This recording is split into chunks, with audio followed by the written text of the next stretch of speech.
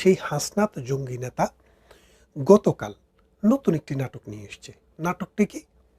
তাকে কে বা কাহারা গাজীপুরে সন্ধ্যে 7টায় আক্রমণ করেছে, গুলি করেছে। জানালার কাঁচ ভেঙে গিয়েছে গাড়ির, সেই গাড়ির কাঁচ ভাঙা গাড়িতে তার হাতে কাঁচ লেগেছে এবং একটু জখম হয়েছে। বলেছে গুলি হয়েছে, তাও ফাঁকা গুলি। এখন চিন্তা করে দেখেন, কাকে আক্রমণ করেছে? একজন জঙ্গি নেতাকে। কি করেছেন তিনি? তিনি মানুষের বাড়ি বুলডোজার দিয়ে ভেঙেছেন। তিনি মানুষকে হত্যা করেছেন। যারা বুদ্ধিজীবী, যারা সংস্কৃতিসেবী, যারা আওয়ামী লীগের কর্মী অথবা সাধারণ মানুষ, এইরকম কোনো লেভেলের মানুষ বাদ যায় নাই যাদেরকে মবের মাধ্যমে এই হাসনাতের নেতৃত্বে হত্যা করা হয়েছে, যাদেরকে এই হাসনাতের নেতৃত্বে যাদের বাড়িঘর পোড়ানো হয়েছে, এই হাসনাতের নেতৃত্বে অসংখ্য মানুষের কারখানা ধ্বংস করা হয়েছে। এই হাসনাত একটা সন্ত্রাসী হিসাবে কানকাটা রমজানের মতো বাংলাদেশে যে অপকর্মগুলো করেছে, এই অপকর্মের ইতিহাস শেষ হবে না। এখন কালকে কেন সেই নতুন নাটক করলো?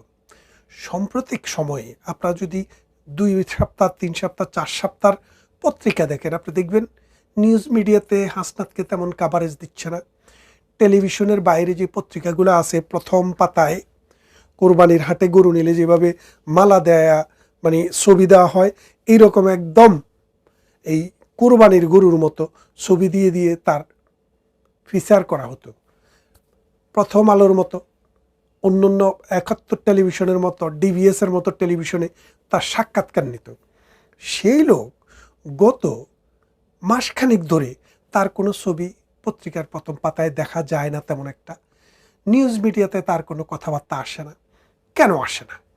কারণ পত্রিকাগুলো, নিউজ মিডিয়াগুলো, সোশ্যাল মিডিয়াগুলো এতদিনে বুঝে গেছে যার দ্বারা শুধু ধ্বংস সম্ভব, সেই এই 18 কোটি মানুষের দেশে সৃষ্টির পক্ষে কোনো কন্ট্রিবিউশন রাখতে পারবে না।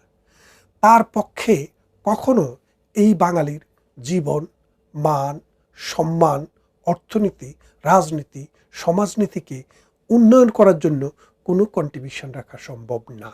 সে হচ্ছে একটা নিরেট সন্ত্রাসী।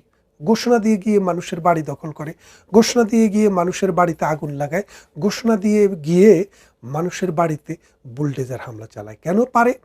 কারণ ডক্টর ইউনূস বলেছিলেন যে মেটিকুলাস প্ল্যানের অংশ হিসেবেই কিন্তু এই জুলাই আগস্ট আন্দোলনটি বাংলাদেশে হয়েছে গত বছর। এবং ডক্টর ইউনূসকে তারা নিয়োগ করেছে। কারা? এই সন্ত্রাসীরা, যারা মানুষের ঘর জ্বালিয়েছে, যারা মানুষকে হত্যা করেছে, রেল স্টেশন জ্বালিয়েছে, টেলিভিশন ভবন জ্বালিয়েছে, বিভিন্ন রাস্তায় ঘাটে নৈরাজ্য সৃষ্টি করেছে, তারাই ডক্টর ইউনূসের নিয়োগকর্তা। তাই ডক্টর ইউনূসের পক্ষে নিয়োগকর্তার বিরুদ্ধে যাওয়া সম্ভব না। কারণ বাংলাদেশ তো এখন একটা প্রাইভেট ব্যাংকের মতো। আপনি দেখেন, সরকারি ব্যাংক বা প্রতিষ্ঠানে আপনার চাকরির সময় হচ্ছে সকাল 9টা থেকে বিকেল 5টা। 5টা হয়ে গেছে, কর্মকর্তারা তাদের কাজ সেরে বাসায় চলে যাবে। আর বেসরকারি যেটা প্রাইভেট কোম্পানি, এটা 8টা, 9টা, 10টা পর্যন্ত কিন্তু অফিস চলে। কেন চলে? এখানে সরকারের প্রতি মানুষের যতটা ট্রাস্ট থাকে, প্রাইভেটের প্রতি অতটা ট্রাস্ট থাকে না। সেই জন্য তারা বেশি করে কাজ করে সেটা দেখায়। এখন ডক্টর ইউনূসের এই প্রাইভেট লিমিটেড কোম্পানিতে রাতে দিনে যেসব লোকেরা ওই বকরানিত কোত্থেকে, আপনারা দেখেছেন যে আমাদের যে সচিবালয়, ওই সচিবালয়ে গিয়ে তারা বকরানিত। তারা স্কুলের মাস্টারকে বদলাইতো, বিশ্ববিদ্যালয়ের ভিসি বদলাইতো, পুলিশ বদলাইতো, ডিসি বদলাইতো, ওখান থেকে টাকা নিত। টাকা নিয়ে তারা এই নৈরাজ্য যারা করতো তাদের সাথে শেয়ার করত। এই শেয়ার অ্যান্ড কেয়ারের ভিত্তিতে বাংলাদেশটাকে একটা প্রাইভেট লিমিটেড কোম্পানি করা হয়েছে। সেই প্রাইভেট লিমিটেড কোম্পানির যে স্টেক হোল্ডাররা, ওই টেলিভিশন, রেডিও, সংবাদপত্র, তারা এখন বুঝে গেছে যে তারা যদি আরও বেশি দিন থাকে, আস্তে আস্তে বাংলাদেশ ধ্বংস হইতে হতে নিঃশেষ হয়ে যাবে। তো এই বাংলাদেশকে তো নিঃশেষ করা যায় না। তাই এই নিজের জানতে বা অজান্তে এই সংবাদকর্মীরা, এই মিডিয়া কর্মীরা আস্তে আস্তে হাসনাতদেরকে লো প্রোফাইলে নিয়ে যাচ্ছে। তা হাসনাত এখন চিন্তা করলো, আমি এত কিছু করলাম, এখন আমার কেন লো প্রোফাইলে চলে যেতে হবে? তা আমাকে নিজেই খবর সৃষ্টি করতে হবে। তাই তিনি গাজীপুর থেকে আসার সময় তার গাড়ির কাঁচ ভেঙে গেল, সেখানে ইনি তার এটা কারা করেছে, তারই একটা গ্রুপ। তার সাথে সে হাসনাত যে গিয়েছিল গাজীপুরে, কেন গিয়েছিল, সেখানে কৃষি বিশ্ববিদ্যালয়ে কৃষি একটা প্রতিষ্ঠানে সে একটা কমিটি করবে। সেই কমিটিতে যে গ্রুপকে সে দায়িত্ব দিয়েছে, আরেক গ্রুপ এটার বিরোধী, তাই তারা হাসনাতের উপর আক্রমণ করেছে। এখন এই আক্রমণের ফলে হাসনাত দেখাচ্ছে যে আওয়ামী লীগের লোক, এরপরে দুইজনকে ধরলো, একজন কি যুবলীগ কর্মী, আরেকজন শেখ রাসেল স্মৃতি সংসদের নাকি সভাপতি নাকি সেক্রেটারি। তার মানে দেখেন, ওদর পিণ্ড ব্রোদর ঘাড়ে। হত্যা, নৈরাজ্য, সন্ত্রাস, সাদাবাজি, দুর্নীতি করছে এই হাসনাতের দল। আর এখন এই নৈরাজ্যের জন্য দায়টা উঠাচ্ছে আওয়ামী লীগের উপর। অথচ আমি প্রতিদিন ব্যক্তিগতভাবে কোনো না কোনো গ্রুপে জয়েন হই, বিভিন্ন জায়গায় কথা বলি, দেখি আওয়ামী লীগ যারা করতো, যুবলীগ যারা করতো, ছাত্রলীগ করতো, তারা কতভাবে পালিয়ে পালিয়ে জীবনযাপন করতেছে। তারা হত্যাকাণ্ডে অংশগ্রহণ করা তো দূরের কথা, তারা কারো উপরে আক্রমণ করা তো দূরের কথা, নিজেকে রক্ষা করার জন্যই তারা হিমশিম খাচ্ছে। আর আপনাদেরকে খাওয়াচ্ছে কি, আওয়ামী লীগ এসে এখানে আক্রমণ করছে। এখন এই যে একটা জিনিস বোঝেন, যে হাসনাত যে গাড়িতে চলে, এই ফলা 2 দিন আগে পাশ করছে, তার কাছে মানে পকেট ফুটা একটা মানুষ, তার কাছে এই অল্প সময়ের ভিতরে গাড়ি কিভাবে আসে, তার চাকরি কি, তার কি বেতন দেওয়া হয়, তার কি কোনো বেতন আছে, বেতন নাই। কদিন আগে টেলিভিশনে এসে বলতে চাচ্ছিল যে কি আমার 2-3টা মানে বই আছে, অমুক আছে, তমুক আছে, ওখান থেকে টাকা আছে। এটা হলো অবৈধ টাকা, দুর্নীতির টাকা, সন্ত্রাসের টাকা, চাঁদাবাজির টাকা। মানুষকে কিভাবে লেজিটিমেট করবে, সেই জন্য এগুলো বলছে। এই হাসনাতের এই যে মার খাওয়া, এটা হচ্ছে একটা সাজানো নাটক। এই নাটক দিয়া বাংলাদেশে হাসনাতরা আমাকে আপনাকে বোকা বানাচ্ছে এবং এই মিডিয়াকে তাকে প্রথম পাতায় আবার দেওয়ার জন্য একটা সুযোগ করে দিচ্ছে। আপনারা জানেন বাংলাদেশের যে বর্তমান মিডিয়া, এই মিডিয়া কিন্তু স্বাধীন না। এই মিডিয়া কিন্তু মনের কথা বলতে পারছে না। এই মিডিয়া তারা যে আগে যেভাবে নিউজ করতে পারতো, সে নিউজ এখন করতে পারে না। এখন একটা নিউজ করতে পারবে, সেটা হলো আওয়ামী লীগের বিরুদ্ধে হলে নিউজ করা যাবে, এই ছাড়া আর কোনো নিউজ তারা করতে পারে না।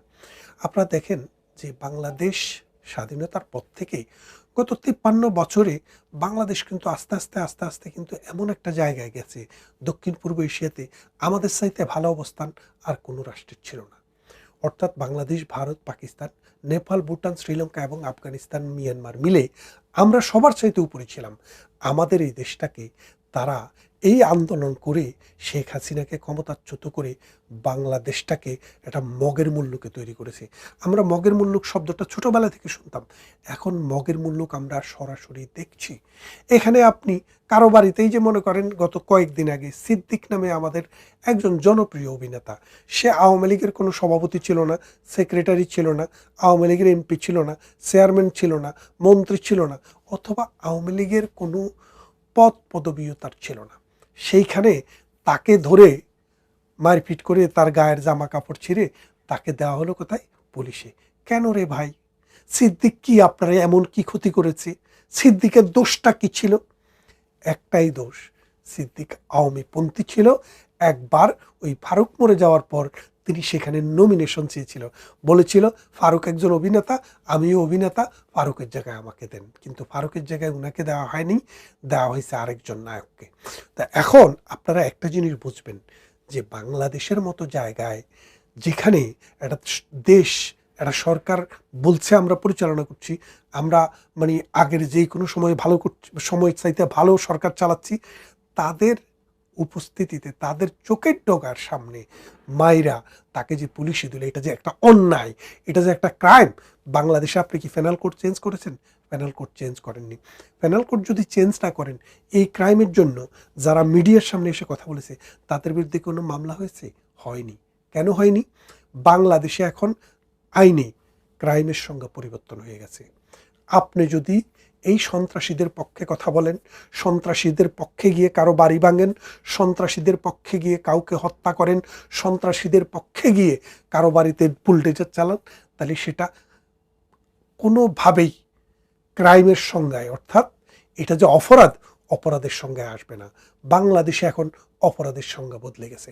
এখন অপরাধ হবে সেটাই যদি আপনি তাদের কথা মতে না চলেন, তাদের কথা মতে কাজ না করেন, তাদের কথা মতো অন্যায় কাজে যদি অংশগ্রহণ না করেন। দেখেন, বাংলাদেশ আওয়ামী লীগ বাংলাদেশের স্বাধীনতার সাথে জড়িত, বাংলাদেশের উন্নয়নের সাথে জড়িত।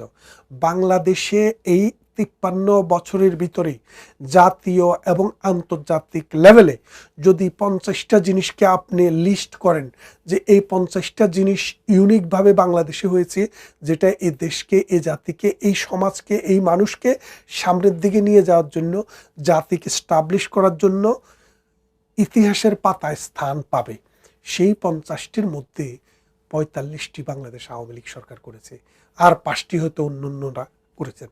তাহলে সেই আওয়ামী লীগের নেতা, কর্মী, সাধারণ মানুষ, তাদেরকে যেইভাবে নির্যাতন, নিপীড়ন, মিথ্যা মামলা দিয়ে তাদের জীবনকে দুর্বিষহ করছে এই হাসনাতরা, সেই হাসনাতরা এখন নতুন করে কিসে পড়ছে?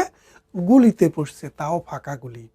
হাসনাতকে বলে রাখতে চাই, হাসনাত, এখন তো ফাঁকা গুলি, গুলিতে কখন আবার বন্দুকে কখন আবার গুলিও চলে আসে সেটা কিন্তু বলা যায় না। তোমাকে থামতে হবে। তুমি যদি থামতে না জানো, এই বাঙালি আইয়ুবকে থামিয়েছিল, এই বাঙালি পাকিস্তানের ধম্ব থামিয়েছিল, এই বাঙালি জানে এই দেশকে, এই স্বাধীনতাকে রক্ষা করতে হলে কী করতে হবে।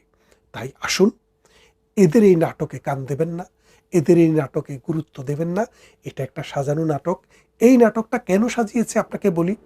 গাজীপুরে তারা কিন্তু আরও একবার ধরা খেয়েছিল। কোথায়? ওই যে আমাদের মুক্তিযোদ্ধা মন্ত্রী মোজাম্মেল হকের বাড়িতে সন্ত্রাসী হামলা যখন করতে যায়, গ্রামবাসী ধরে 2 জনকে হত্যা করে। এখন যারা গ্রামবাসীরা হত্যা করেছে, কাদেরকে হত্যা করেছে?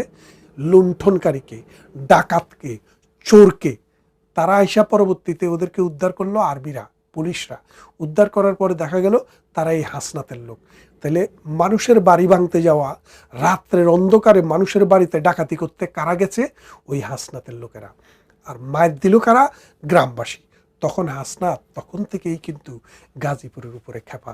পুলিশকে দিয়া বহু চেষ্টা করেছে, পুলিশ কাউকে পায় না। এখন এই হাসনাত কি করছে?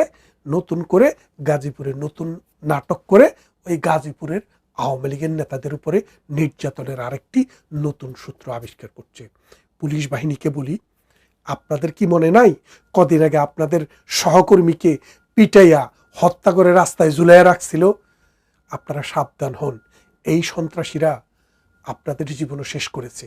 সুতরাং আপনারা তাদের কোনো অন্যায় কাজে, এইসব মিথ্যা নাটকে প্রলুব্ধ হয়ে আওয়ামী লীগ কর্মীদের উপরে নির্যাতন করবেন না। এই দেশে আপনাদের সম্মান, আপনাদের ইজ্জত, আপনাদের চাকরির নিরাপত্তা এবং এই দেশে সুষ্ঠুভাবে বাঁচার নিরাপত্তা আওয়ামী লীগ ছাড়া আর কেউ দিতে পারবে না। ধন্যবাদ সবাইকে। অন্য কোনো ভিডিওতে অন্য কোনো বিষয় নিয়ে কথা বলবো। ভালো থাকবেন।